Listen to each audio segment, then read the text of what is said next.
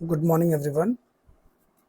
हम लोग theory of cost के क्वेश्चन का डिस्कशन कर रहे थे, तो कंटिन्यू रखते हैं हम लोग। आइए सभी लोग ज्वाइन कीजिए, हम लोग अपने डिस्कशन को कंटिन्यू रखते हैं। आइए क्वेश्चन नंबर 205, क्योंकि लास्ट क्लास में मैंने 204 तक आपको करवा दिया था। आ जाइए क्वेश्चन नंबर 205 पर आते हैं। मैं इसको जूम कर देता हूँ थोड़ा।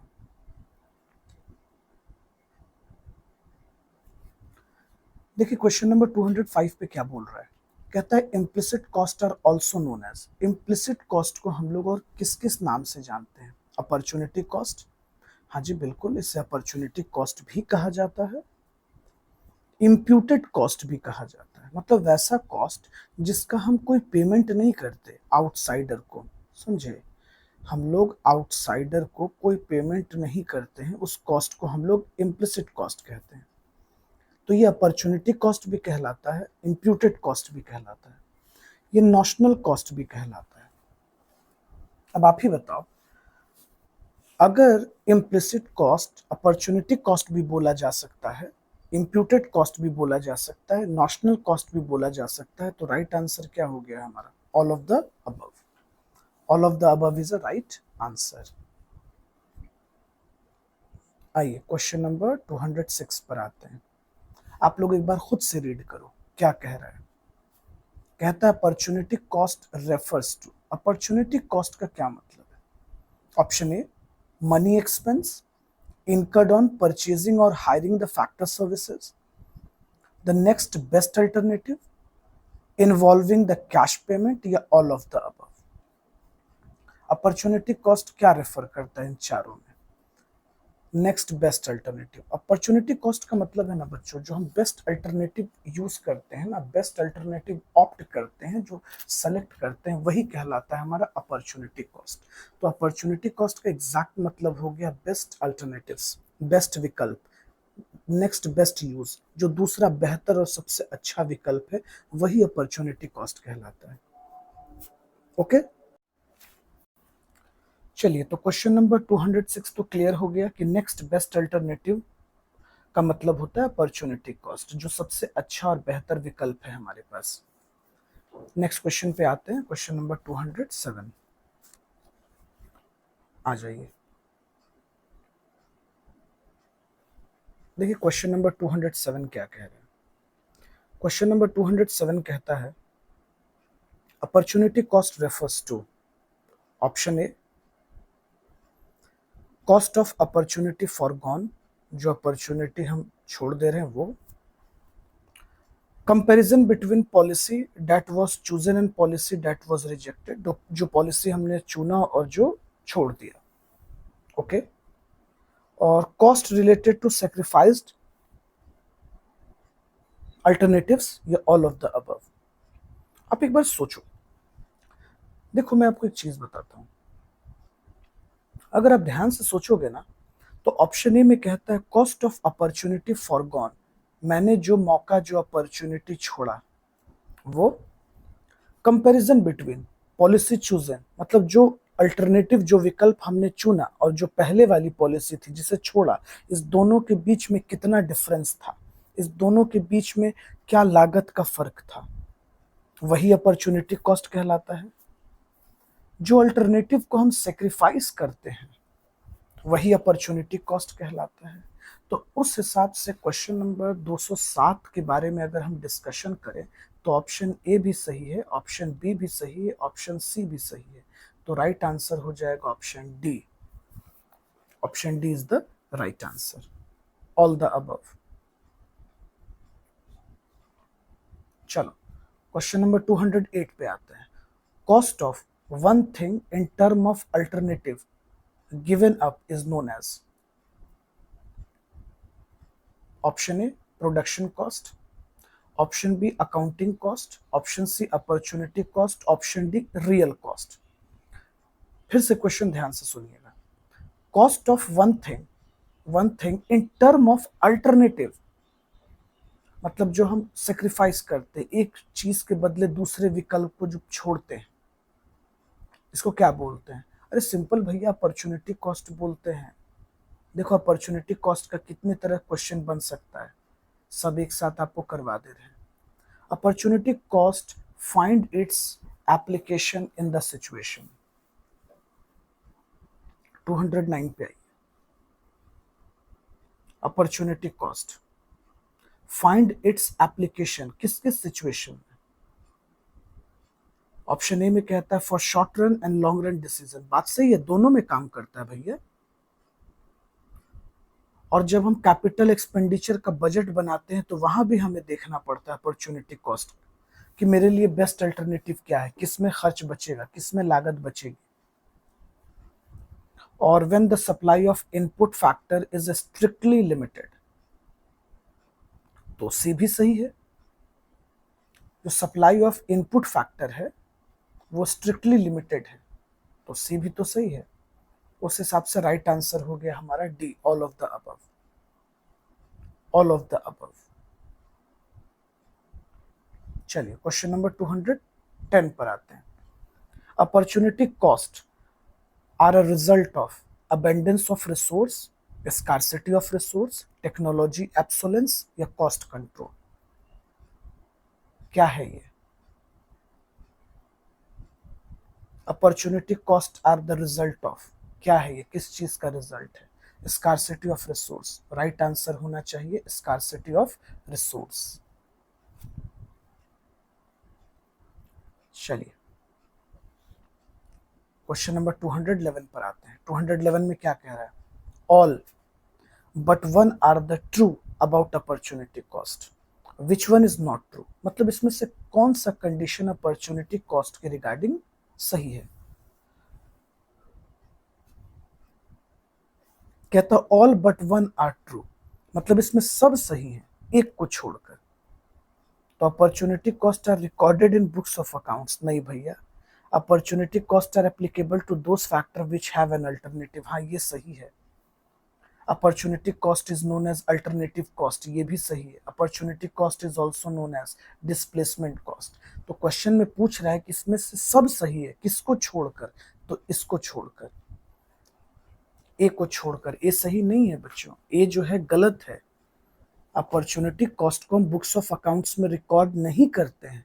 और क्वेश्चन कह रहा है विच वन इज नॉट ट्रू, कौन ट्रू नहीं है? तो पॉइंट नंबर ए ट्रू नहीं है।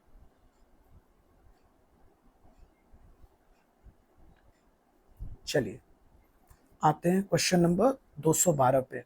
कहता है if no sacrifice is involve then opportunity cost. अगर कोई सेक्रीफाइस इन्वॉल्व ना हो तो अपॉर्चुनिटी कॉस्ट क्या होगा? हाई, लो या जीरो? अरे भैया जीरो होगा। जब हमें कुछ सेक्रीफाइस ही नहीं करना पड़ रहा है तो जाहिर सी बात है कि हमारा अपॉर्चुनिटी कॉस्ट जीरो है, बात खत्म। चलिए क्वेश्चन नंबर 213 पे आइए। कहता है the concept of opportunity cost help us to know that, क्या जानने में मदद करता है? आइए ऑप्शन पे आते हैं।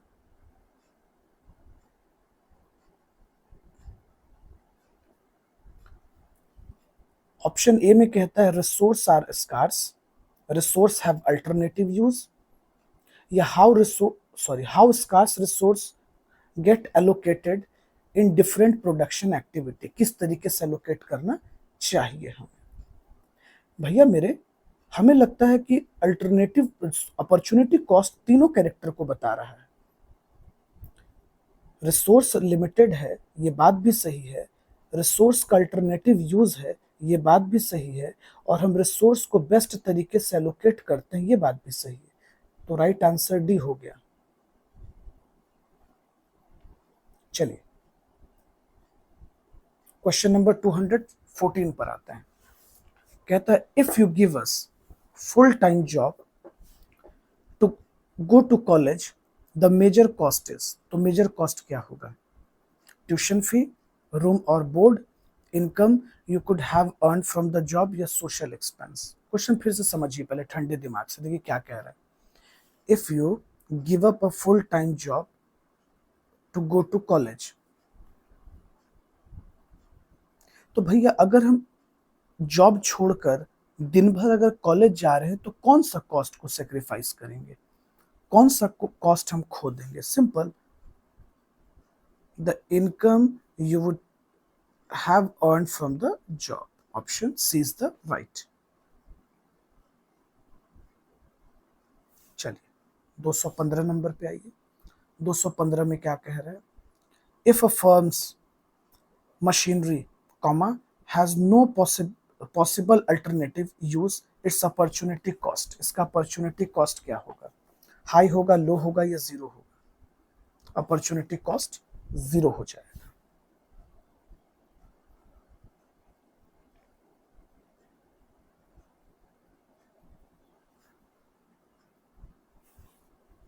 चलिए क्वेश्चन नंबर 216 से शुरू करते हैं।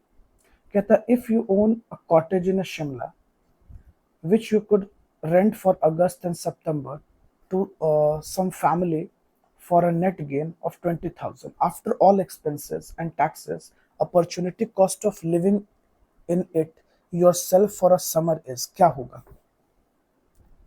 पहले आप क्वेश्चन को रिलैक्स होकर पढ़ो।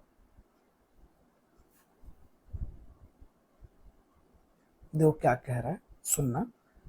If you own a cottage in a Shimla, ठीक है, आपका एक कॉटेज है, एक घर है, एक रेस्ट हाउस है शिमला में, which you could have rent for August and September to some family, और नेट कितना आया, यानी कि अगस्त सितंबर में 2 महीने का भाड़ा आया 30,000 रुपये। After all expense and taxes, सभी एक्सपेंस और टैक्स को हटाने के बाद। तो opportunity cost of living in it yourself for a summer is, तो क्या होगा भैया? अपॉर्चुनिटी कॉस्ट क्या निकलता है?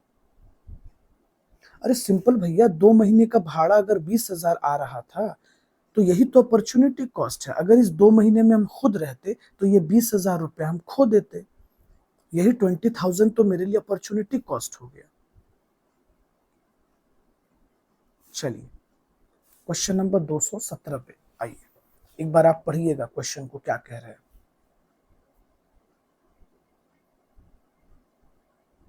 कहता cost of getting something involve या लूजिंग समथिंग एल्स, मतलब जब हम किसी कॉस्ट को खो देते हैं तो मेरे हिसाब से वही तो अपॉर्चुनिटी कॉस्ट है, और उससे ही तो हम इम्प्लिसिट कॉस्ट कहते हैं, क्योंकि इस दोनों कॉस्ट को हम रिकॉर्ड नहीं करते हैं।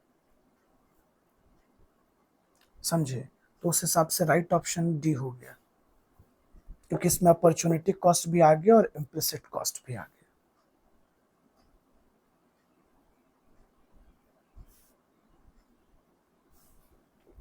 चलिए क्वेश्चन नंबर 218 पर आते हैं। कहता है cost which can be identified easily and indisputably with a unit of operation, a product, a department, a plant or a process are called. क्या है ये? Direct cost, indirect cost, traceable cost, non traceable cost. दिमाग लगाइए, थोड़ा सा दिमाग लगाइए, समझ में आ जाएगा। जल्दी।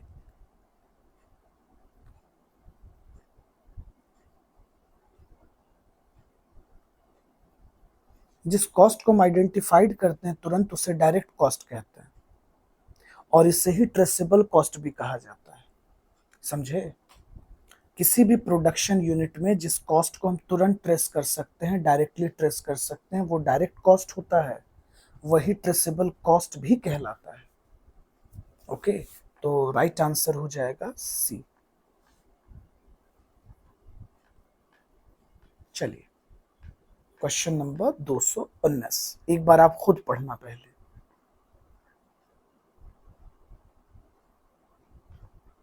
देखिए कहता है dash cost are not identified readily and indisputably to specific goods, जिसको हम तुरंत नहीं कैलकुलेट कर पाते हैं या ट्रेस कर पाते हैं, वो इनडायरेक्ट कॉस्ट होता है। इससे ही हम कहते हैं नॉन ट्रेसेबल कॉस्ट। समझे? ये इनडायरेक्ट कॉस्ट के नाम से भी जाना जाता है, नॉन ट्रेसेबल कॉस्ट के नाम से भी जाना जाता है। ओके, तो होप सो यहां तक आपको क्लियर होगा। कंटिन्यू करते हैं नेक्स्ट क्वेश्चन।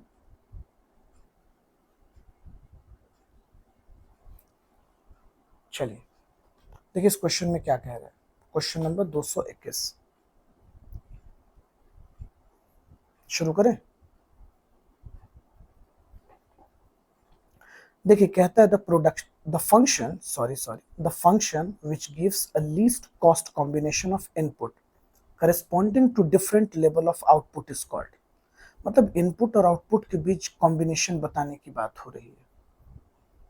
मतलब कम से कम कॉस्ट में, या कितना इनपुट लगेगा तो कितने आउटपुट का कॉस्ट बनेगा। ये हम कहाँ पढ़ते हैं? ये कॉस्ट फंक्शन में पढ़ते हैं। कॉस्ट की बात अगर आ गई, कॉस्ट कॉम्बिनेशन की बात आ गई, तो जाहिर सी बात है ये कॉस्ट फंक्शन है, तभी यहां कॉस्ट कॉम्बिनेशन आ रहा है। समझे? कॉस्ट कॉम्बिनेशन का मैटर आ गया, इसका मतलब ये कॉस्ट फंक्शन है। ये बड़ा अच्छा क्वेश्चन है, एग्जाम में पूछा जा चुका है, ध्यान से सुनिएगा। Cost function are derived from demand function नहीं, सप्लाई फंक्शन नहीं, आइसोकॉन्ट फंक्शन नहीं, प्रोडक्शन फंक्शन से डिराइव हुआ है। तो राइट ऑप्शन होगा अपना ऑप्शन डी।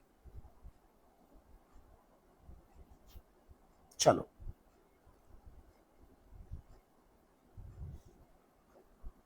आप इस क्वेश्चन को देखिए। क्वेश्चन 223 क्या कहता है? Dash refers to a functional relationship between cost of product and various determinant of cost. क्या है ये? ये जो रिलेशनशिप आपको बताता है, ये किस चीज के बारे में बताता है? इसे हम क्या बोलते हैं? Cost function. मैंने आपको पढ़ाया भी है कि ये कॉस्ट फंक्शन है।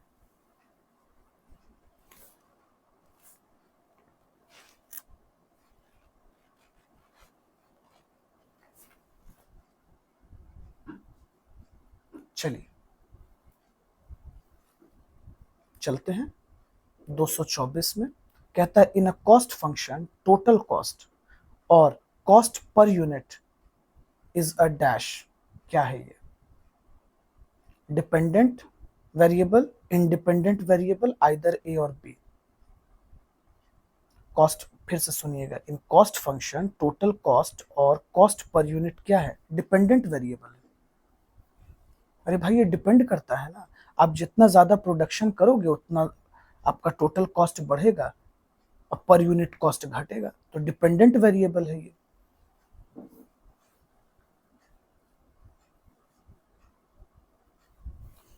चलिए, इन cost function price of factor of production is. क्या है ये? डिपेंडेंट के independent? Price of factor of production dependent variable के इंडिपेंडेंट वेरिएबल? ये इंडिपेंडेंट वेरिएबल होगा। समझे? इंडिपेंडेंट वेरिएबल है।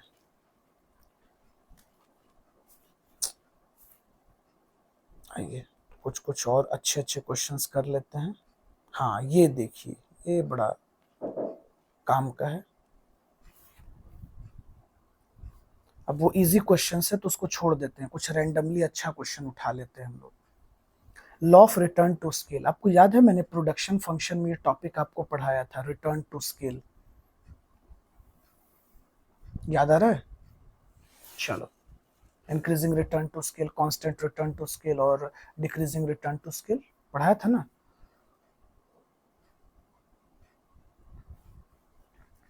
तो law of return to scale किस टाइम पीरियड में कॉस्ट फंक्शन का बेसिस बनता है? Long run.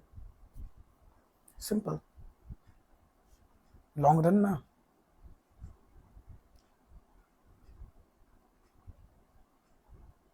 चलिए एक और क्वेश्चन कर लेते हैं। When a firm operates with a given scale of production it affects dash. जल्दी बताइए। गिवन स्केल ऑफ प्रोडक्शन पे अगर काम कर रहा है, मतलब उसका स्केल ऑफ प्रोडक्शन फिक्स्ड है, तो इसका मतलब जाहिर सी बात है कि ये शॉर्ट रन प्रोडक्शन फंक्शन है। सिंपल, क्योंकि स्केल हम चेंज नहीं कर सकते हैं शॉर्ट रन में, लॉन्ग रन में ही स्केल चेंज किया जा सकता है। ओके, चलिए तो इस लेक्चर में इतना ही रखते हैं हम लोग। Thank you everyone.